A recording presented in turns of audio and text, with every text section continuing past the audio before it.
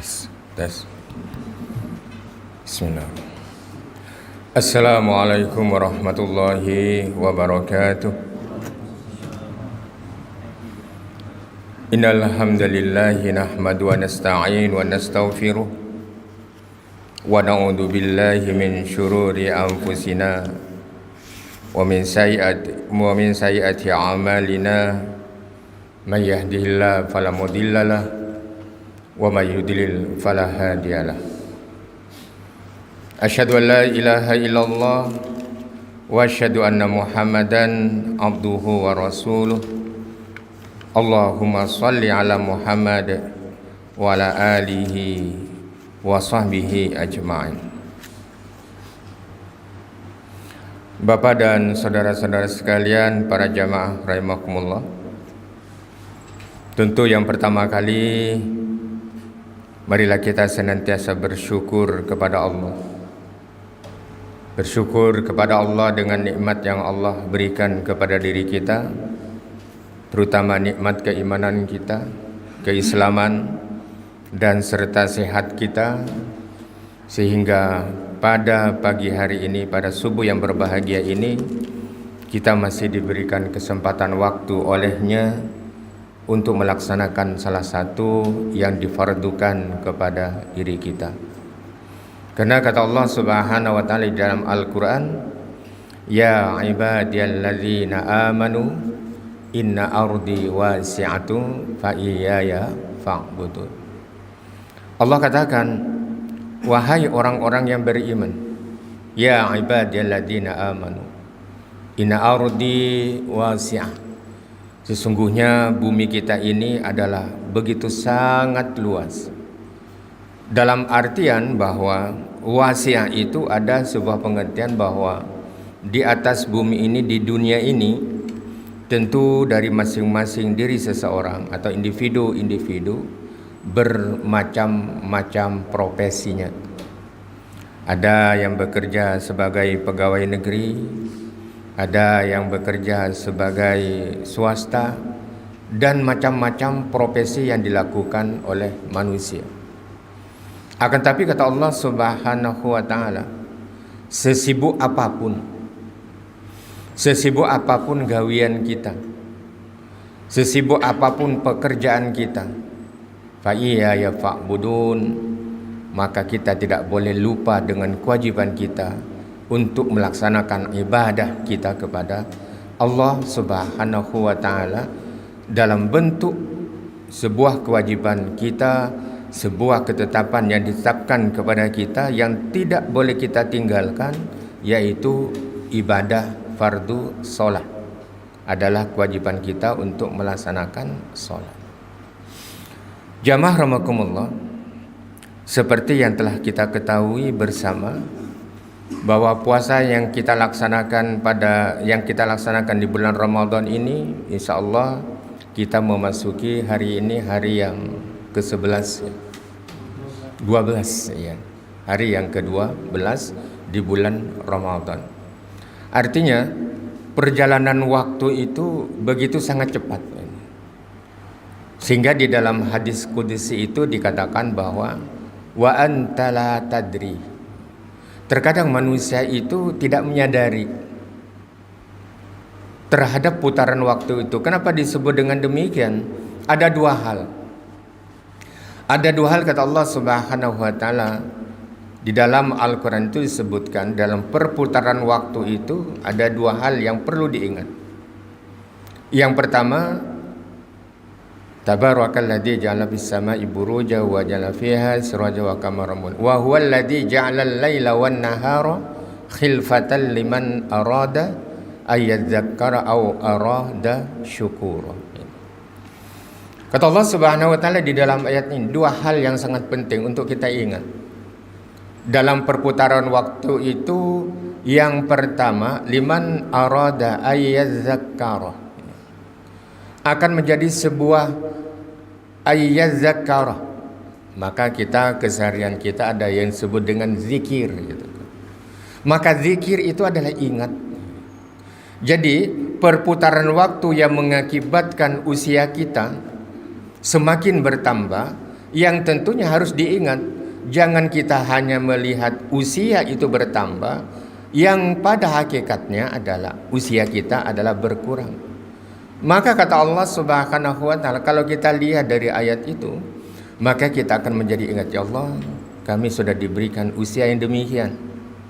Maka mufassir menjelaskan sejauh mana kita bermuhasabah atau mengoreksi diri kita dari usia yang diberikan Allah kepada kita, sejauh mana usia itu digunakan kepada sesuatu kebaikan, sejauh mana umur kita itu digunakan kepada ketaatan kepada Allah.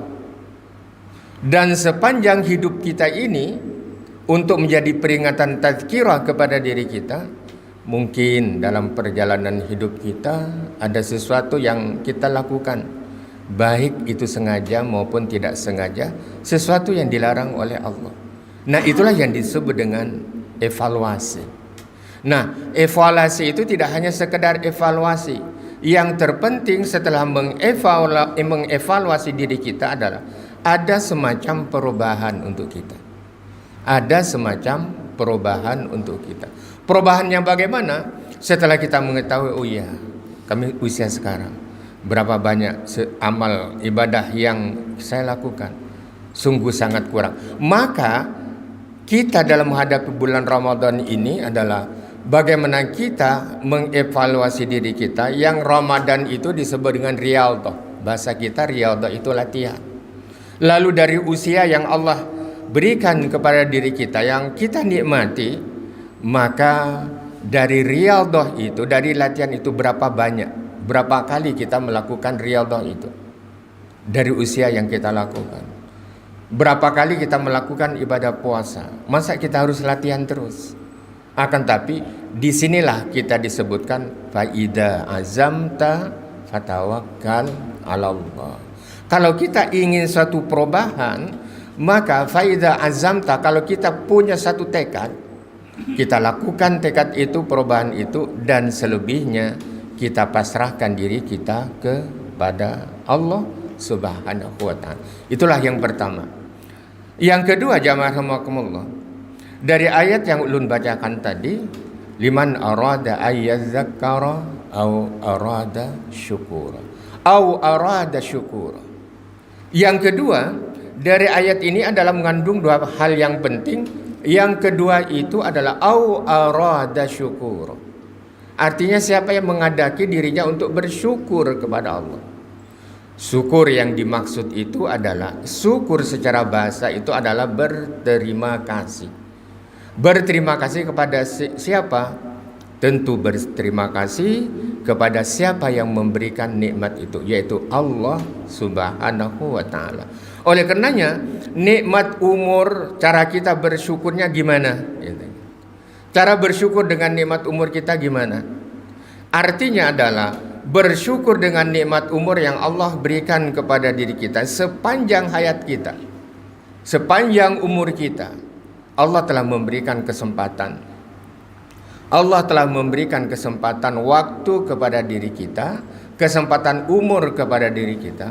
Maka cara bersyukur dengan umur itu adalah bagaimana kita melakukan ketaatan kepada Allah Subhanahu wa ta'ala. Dalam hal apa? Dalam hal ibadah. Sehingga dengan demikian maka kita nantinya menjadi orang yang takut. Orang yang senantiasa merasa takut dirinya.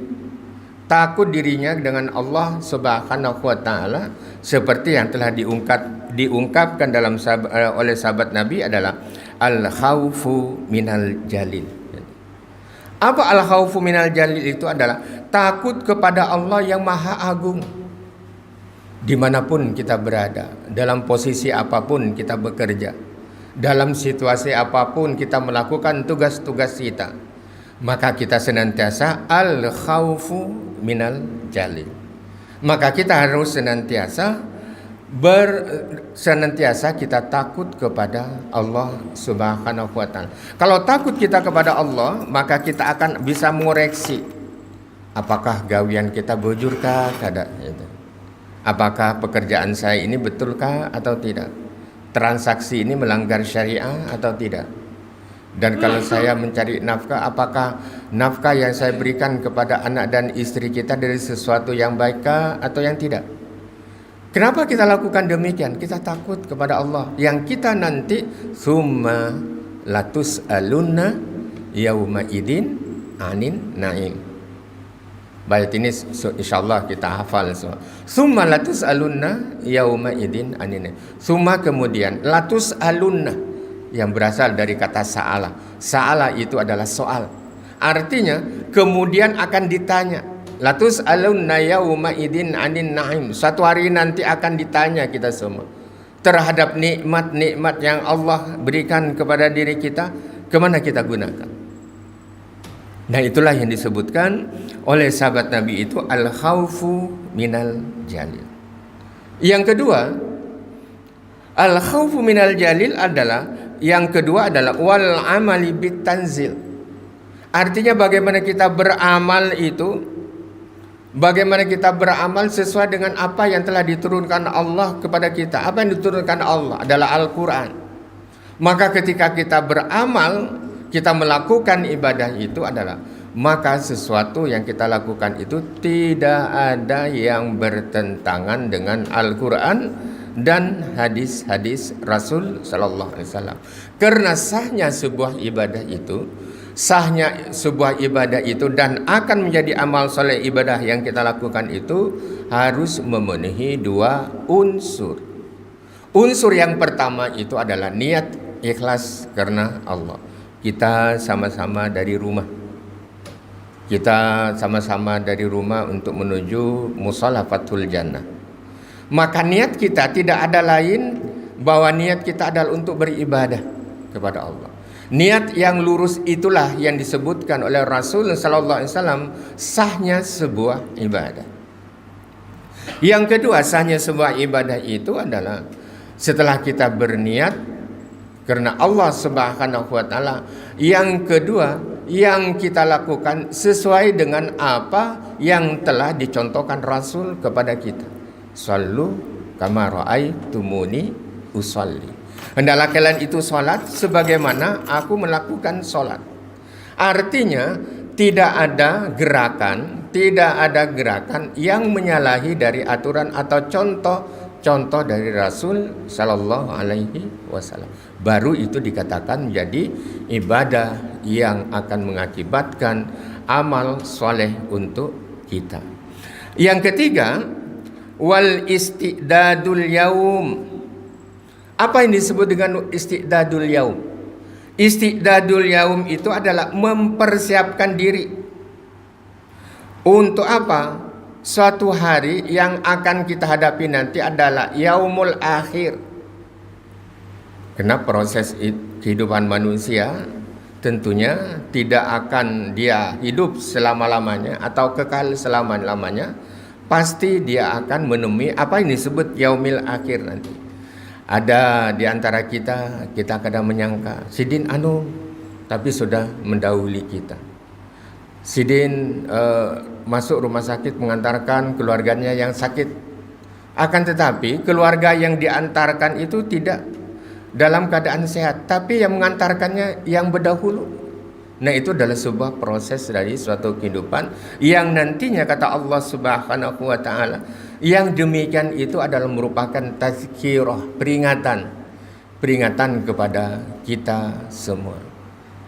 Ada yang sudah kita sama-sama berpanderan dengan jamaah kita. Nanti kalau puasa begini. Satu hari sebelum menjelang ibadah saum Ramadan, puasa Ramadan itu Sidin meninggal. Ada jemaah ulun di Ar-Rahim itu, kita buat nanti begini Ramadan ini. Akhirnya apa? Allah telah menentukan kadar kematian itu satu hari sebelum menjelang Ramadan itu Sidin sudah mendahului. Nah, itulah yang disebutkan bagaimana satu proses dalam suatu kehidupan ini yang semuanya adalah Allah yang menentukan segala sesuatu. Tugas kita sesuai dengan apa yang ulun bacakan, ayat yang ulun bacakan tadi, yaitu ya ibadiyalladzina amanu Inna ardi wasi'atun fa iyaya fa'budun. Wahai orang-orang yang beriman, sesungguhnya bumi kita luas. Yang disebutkan tadi, luas yang dimaksud adalah bermacam-macam profesi di atas dunia ini. Akan tetapi sesibuk apapun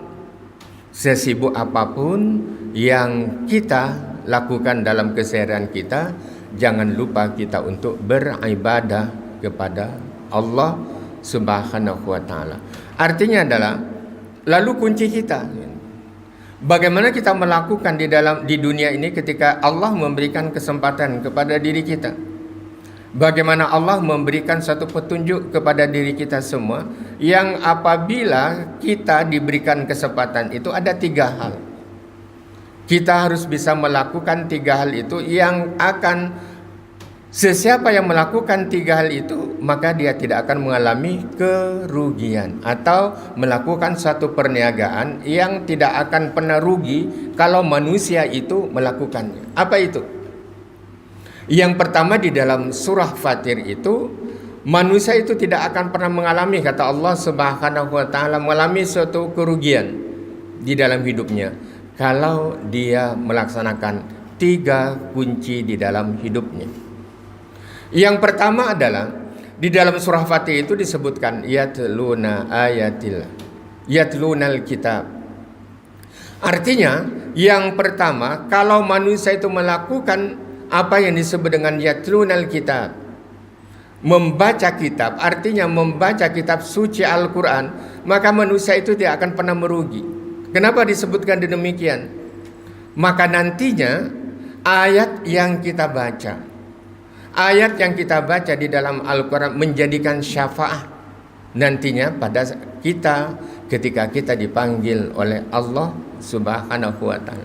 Maka dalam konsep Al-Quran 3 hal itu adalah, yang pertama adalah orang yang senantiasa konsisten di dalam membaca Al-Quran. Maka oleh karenanya faida azamta fatawakkal 'ala Allah. Maka kita harus punya azam. Azam itu adalah tekad. Tekad bagaimana kita senantiasa konsisten membaca Al-Quran. Hafal surah Al-Ikhlas, baca surah Al-Ikhlas. Hafal surah An-Nas, kita ulang-ulang surah An-Nas itu. Nah, itulah yang disebutkan oleh Allah Subhanahu wa taala. Kalau manusia melakukan yang semacam itu, dia tidak akan pernah mengalami kerugian di dalam hidupnya, baik di dunia maupun di akhirat. Yang kedua kata Allah Subhanahu wa taala dalam firman Allah Subhanahu wa taala, manusia itu tidak akan pernah mengalami kerugian kalau dia melakukan wa aqamus shalah.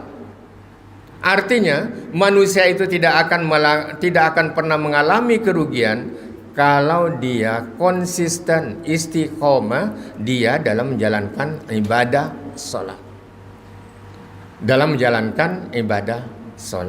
Karena yang pertama kali nanti akan dihitung, maka disebut dengan ahli hisab, gitu kan. Ada sebelum awal Ramadan itu rame-rame datang ke tingkat berapa itu di Hotel Mentari itu melihat bulan. Nah, metode melihat bulan dengan ru'yah ketika dia menentukan ibadah puasa, ada juga dengan melalui hitungan. Nah, itulah yang disebutkan nanti. Yang kedua, aqamus shalah. Yang pertama kali dihitung ketika kita bertemu dengan Allah Subhanahu wa taala akan ditanyakan adalah tentang salatnya. Apakah salatnya dilakukan dengan baik atau tidak? Dan itulah yang menjadi tanggung jawab kita semua. Yang ketiga, yang tadi jamaah rahimakumullah, dalam firman Allah Subhanahu wa taala, manusia yang tidak akan mengalami kerugian. Yang ketiga adalah wa anfiqu mimma razaqnakum sirran wa alaniyah. Artinya orang yang senantiasa menginfakkan, orang yang senantiasa bersedekah di jalan Allah Subhanahu wa taala, baik dia melakukan dengan cara sirra wa alaniyah, dan juga dia melakukan dengan terang-terangan. Oleh karenanya Rasul Shallallahu Alaihi Wasallam mengatakan, siapa orang yang bersedekah di subuh hari, barang dia 500 rupiah, dimasukkan di kotak amal, misalnya kotak amal di Fathul Jannah ini, maka orang yang terbiasa menginfakkan sebagian hartanya, kita tidak harus menunggu sugih. Ada 500 rupiah, kita masukkan. Kenapa? Kedua malaikat itu akan berdoa kepada Allah Subhanahu wa taala ketika seseorang itu mengeluarkan untuk membantu rezeki kita, untuk membantu sesuatu kebaikan itu, maka ketika kita memasukkan uang itu, duit itu ke kotak amal itu, maka malaikat itu berdoa kepada Allah, ya Allah, berikan kesugihan, berikan kekayaan bagi orang yang berinfak di pagi hari ini. Akan tetapi sebaliknya, kalau orang sudah tidak terbiasa, tidak biasa sama sekali, dia memberikan sesuatu karena dia menghitung matematik. Kalau saya punya uang 10.000, diinfakkan 5.000 atau 2.000, terkurang bang. Lalu ada perasaan itulah yang disebut dengan keikhlasan. Lalu dia merasa sayang, lalu tidak berinfak. Maka doa malaikat, ya Allah, jadikan orang ini orang yang bangkrut. Itu doa para malaikat. Makanya disebutkan bagaimana Allah Subhanahu wa taala kunci dalam kehidupan kita yang ketiga adalah wa anfiqu mimma razaqnahum sirra wa alaniya. Bagaimana seseorang itu berinfak di jalan Allah Subhanahu wa taala itu baik secara sirrah. Artinya kalau kita sholat itu ada yang sir, ada yang jahar gitu. Jadi ada yang sholatnya dia tidak menyaringkan. Nah, ini yang banyak salah terkadang. Ada yang yang ketika dia membaca suratul Fatihah, kan ada dua. Kalau jadi imam itu ada yang mensirkan, ada yang menjaharkan. Bukan berarti tidak membaca bismillah gitu. Tapi bismillah itu cuma kedengaran si imam itu dia untuk dirinya sendiri, cuma dia baca pelan. Bismillahirrahmanirrahim. Alhamdulillahirabbil alamin. Itu isir. Terkadang ada imam-imam muda itu langsung alhamdulillahirabbil alamin. Dia tidak membaca bismillah. Itu dilakukan bukan berarti orang itu tidak membaca bismillah, akan tetapi dia sirkan bacaan bismillahnya itu. Itu disebut dengan sir. Lalu ada istilah kawin siri. Kawin siri artinya kawin yang dilakukan secara sembunyi-sembunyi. Itu disebutkan dalam kehidupan kita sehari-hari ini, ada yang disebut dengan nikah siri. Siri itu adalah bahasa Arab. Kenapa dilakukan sembunyi-sembunyi? Takutan ketahuan bini Tuhan. Nah, gitu. Yang kedua, kata Allah Subhanahu wa taala, sirra wa alaniyah. Sirra wa alaniyah itu ketika seseorang melakukan infak, melakukan sedekah itu, boleh melakukan itu dengan terang-terangan. Boleh dia melakukan itu dengan terang-terangan. Lalu ada yang mengatakan, kalau terang-terangan begitu Pak, kan akan timbul riya. Tergantung kepada niatnya. Kalau niat seseorang itu memberikan sedekah ke masjid ini, ke mushola ini, lalu dia minta umumkan, alhamdulillah kita mendapatkan infak dari saudara kita si A. Alhamdulillah bisa kita perbaikan untuk perbaikan mushola. Diumumkan. Bukan berarti itu adalah riya, akan tetapi niat orang yang minta diumumkan itu adalah untuk memberikan motivasi kepada jamaah yang lain untuk dia sedekahkan hartanya untuk membantu masjid atau mushola. Itu niatnya. Karena la yastaqimu imanu abdin hasta yastaqima qalbah. Dalam hadis ini disebutkan iman seseorang hamba tidak akan lurus Iman seseorang hamba itu tidak akan lurus hingga dia akan lurus hatinya. Artinya apa yang kita lakukan itu kita lakukan dengan ikhlas karena Allah Subhanahu wa taala. Itulah makna yang tersirat di dalam Al-Qur'an pada surah Al-Fatir, di mana kunci kehidupan kita adalah bagaimana kita melakukan 3 hal. Yang ketika kita melakukan 3 hal itu, maka manusia tidak akan pernah merugi di dalam hidupnya, baik di dunia. 3 hal yang dimaksud adalah membaca Al-Quran, itu yang pertama. Yang kedua, kita konsisten, kita istiqomah menjalankan ibadah sholat. Dan yang ketiga adalah kita menginfakkan sebagian harta kita di jalan Allah. Maka nanti manusia yang melakukan demikian, kita yang melakukan demikian, kita tidak akan